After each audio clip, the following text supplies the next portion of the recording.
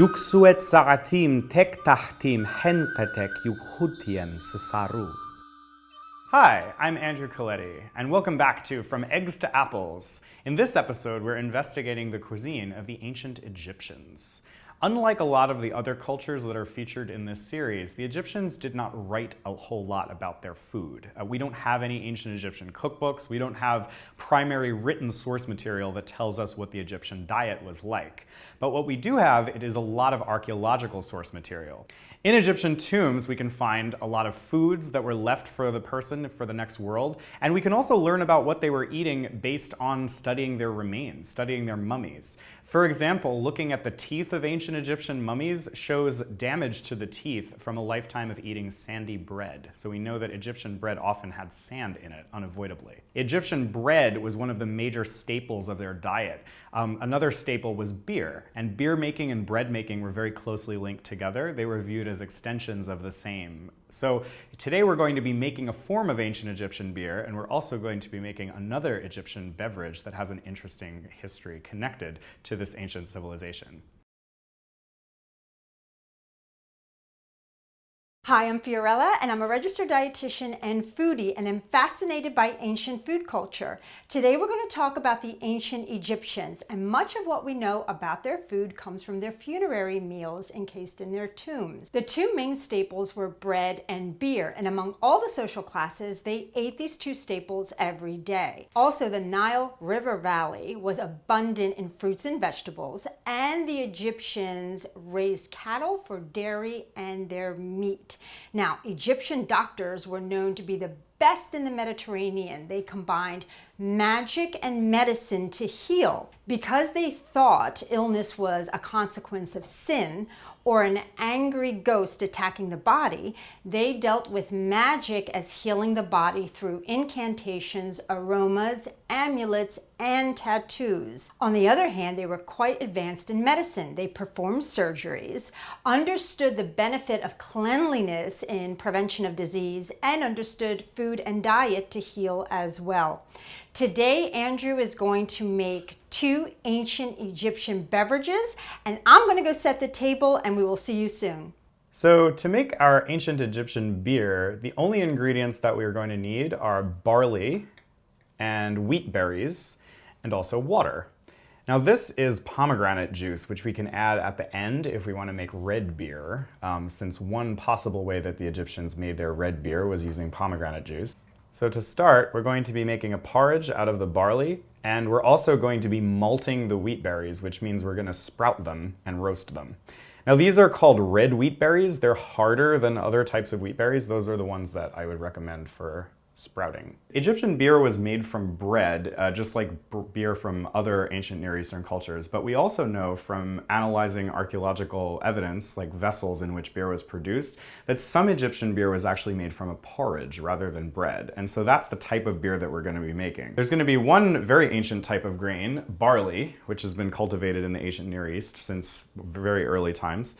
And the other type that we'll be using is wheat, or wheat berries. So these are what's called red wheat berries, and these I find work better for this recipe because we have to malt the grain, which means that we have to allow it to sprout and then roast it.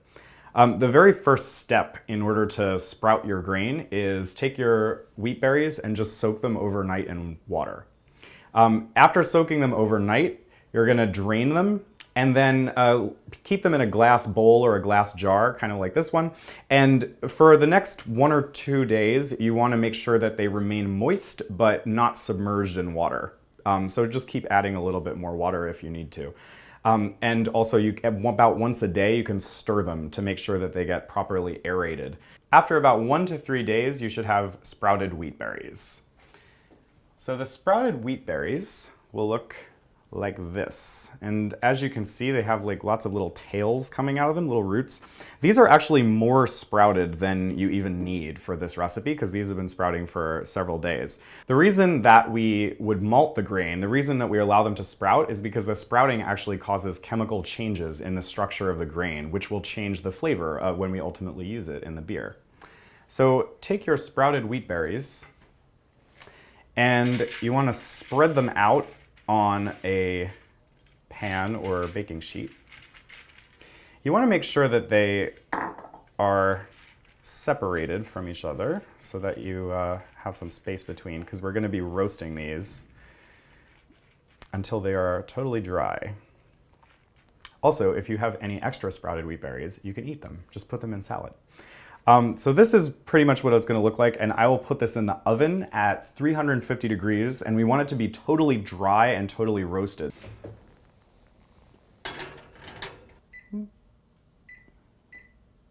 So after a couple of hours of roasting, your wheat berries are going to look like this. So as you can see, they're now really brown. They're also going to have a really nice smell. It's very nutty, and it reminds me a lot of the smell of roasted barley flour, which we'll be using in another video. The final step will be to grind these roasted wheat berries in a food processor or a blender. You don't have to grind them totally into a fine powder, but just enough to kind of chop them up a little bit. And then we're going to add them to our final beer. So the preparation of the wheat berries will take a few days, but the barley is very quick because all we have to do to the barley is cook it into a porridge and then combine these two different ingredients. So I have here a pan full of water, and I'm just going to bring it to a boil. Now, the ancient Egyptians, of course, had many different types of beer, and they used various different flavorings in their beer, different herbs or honey or all kinds of ingredients. There's one particular flavoring that we're going to try out, which is a red beer. We know that red beer was consumed at a special religious festival called the Festival of Drunkenness, when beer was, of course, the thing being celebrated. Red beer commemorates a story about the goddess Sekhmet, who is the head of a lioness and who's very fearsome. And in this story, Sekhmet was devouring people and rampaging around the countryside. And so the Egyptians, in order to placate her, they tricked her into drinking these barrels full of beer that had been dyed red because she saw the color and thought it was blood. And when she drank all the beer, then she just fell asleep and stopped devouring people. So Egyptians would drink red beer during this holiday to commemorate this. We're not entirely sure how they dyed their beer. The two main theories, one is that it's pomegranate juice, which is what we'll be using, since this was an ingredient that would be known to the Egyptians. The other possibility is that they may have used a type of clay called ochre, which has a very reddish-brown color from the mineral hematite. But since I don't have any of that, I will be using pomegranate juice. All right, so now that my water is beginning to boil, I'm going to add the barley. And for this, since this is going to be fermented into our beer, we don't need to add any seasoning or anything like that. And we also just need to cook the barley until it gets really, really soft and mushy.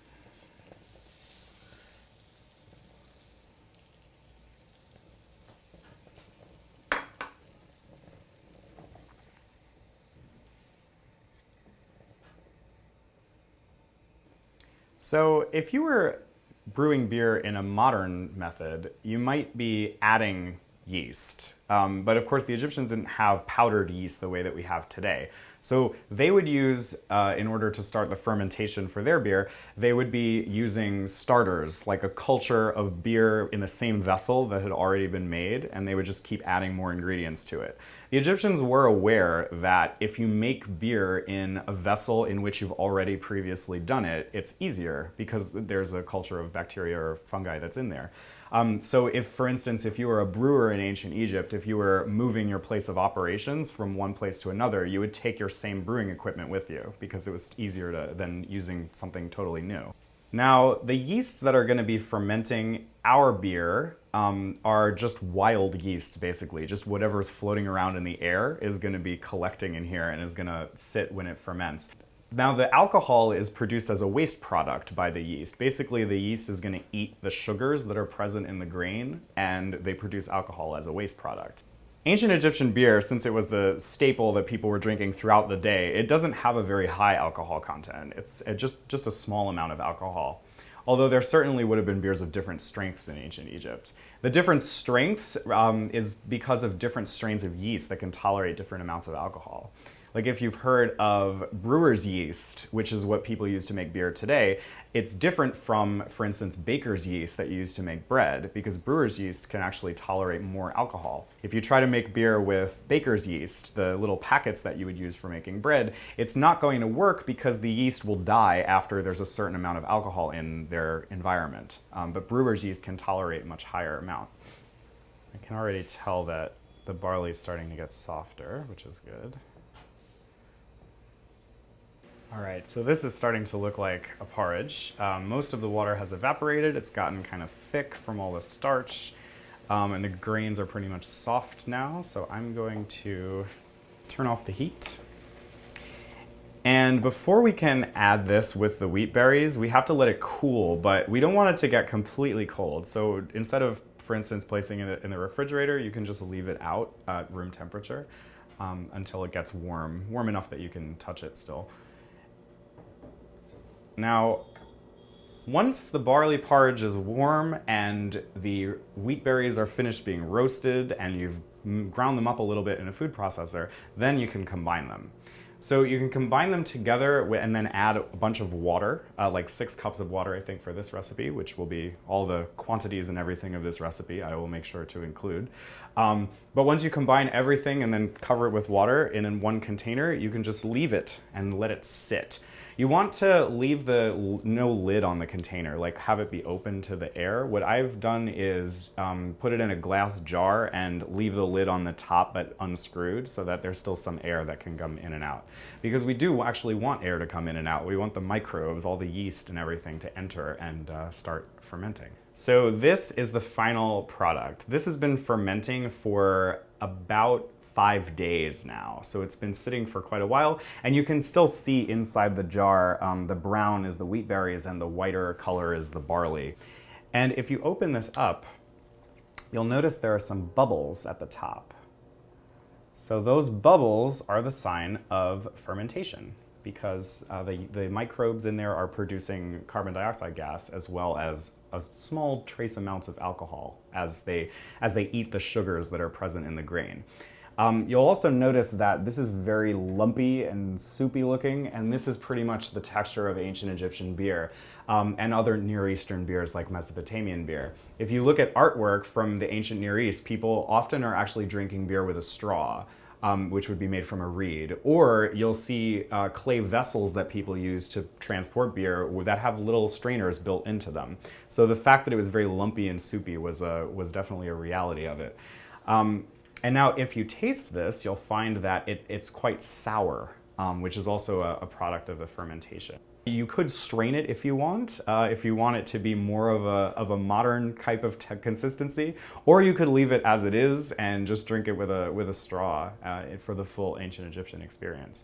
And of course you can mix it with some pomegranate juice, which is what we'll be doing later when we bring it to the table. For our second ancient Egyptian beverage, we're going to make the ancient Egyptian ancestor of horchata. And you may be thinking, horchata, isn't that from Mexico? What does that have to do with ancient Egypt? So the answer has to do with this ingredient, which is something called a tiger nut. Tiger nuts are not actually nuts. They're little tiny tubers and they grow underground. But if you eat them, and you can just eat them plain like this, they have a very sweet texture and a lot of fiber, and it's similar to the experience of eating an almond or something like that. But tiger nuts are native to Africa, and they were cultivated by the ancient Egyptians, and we also know that the ancient Egyptians used them in a lot of desserts. They would combine them with honey and with different other ingredients. We also know that tiger nuts were used to make milk by being ground up with water. We don't know exactly that this was done by the ancient Egyptians, but it definitely dates to at least the Middle Ages. And it was the Umayyad Caliphate, the Muslim conquerors who took over Iberia, Spain, in the Middle Ages, who actually brought tiger nuts to Spain. Once the custom of drinking tiger nut milk became popular in Spain, it was later brought to Mexico by the Spanish, and there, lacking tiger nuts, they started making a beverage using rice milk, and that was the origin of horchata. But the original version of horchata, which is called horchata de chufa, which is the Spanish word for tiger nut, is still consumed today in Spain. So did the ancient Egyptians drink horchata de chufa? Possibly, since they did cultivate tiger nuts and use them in their desserts, and since it's so easy to make, I think it's reasonable to guess that they might have figured out how to do this. All you have to do is take the tiger nuts and soak them in water overnight. Mine are already soaked. I've also reserved the water that I soaked them in because I'm going to add it back into the mixture. I'm going to add some honey to make it even more sweet. And I'm also going to add some spices that would have been used by the ancient Egyptians. This is fennel seed and coriander seed. since cinnamon would not have been an ancient Egyptian one, the most commonly used today. So all I'm going to do is add these to the blender, and I'm going to grind up the spices first before I add them, but I'm going to add the other ingredients, and then we'll strain it and chill it, and then you can drink it.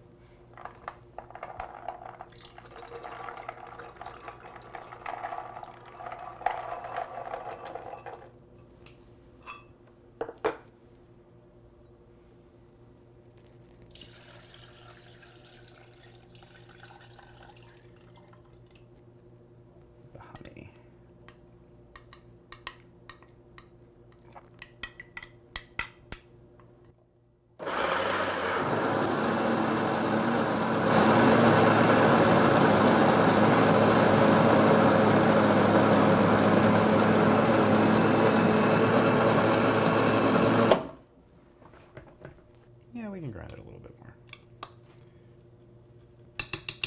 I'm going to add the spices after we strain it so that we don't lose any of the spices by straining. Tiger nuts, as I mentioned, have a lot of fiber, so there's going to be a lot of like rough material left over.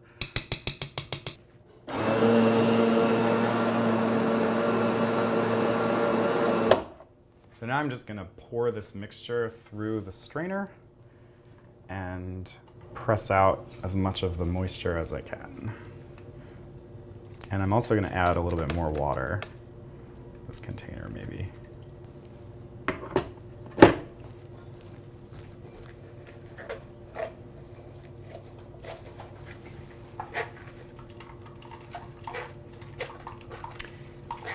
And this is the exact same procedure that you would use to make any sort of nut milk, like almond milk or soy milk.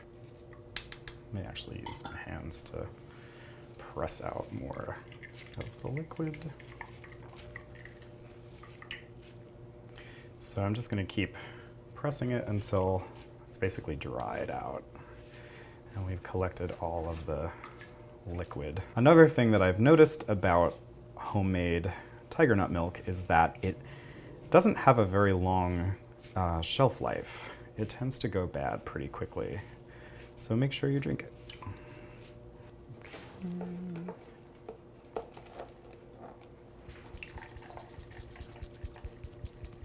All right, so our tiger nut milk is almost complete.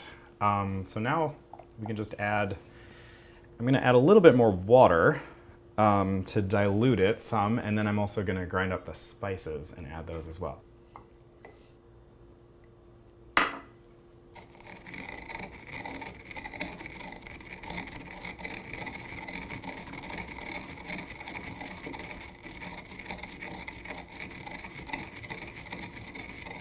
So I'm adding some more water, and I'm also going to add a spoon.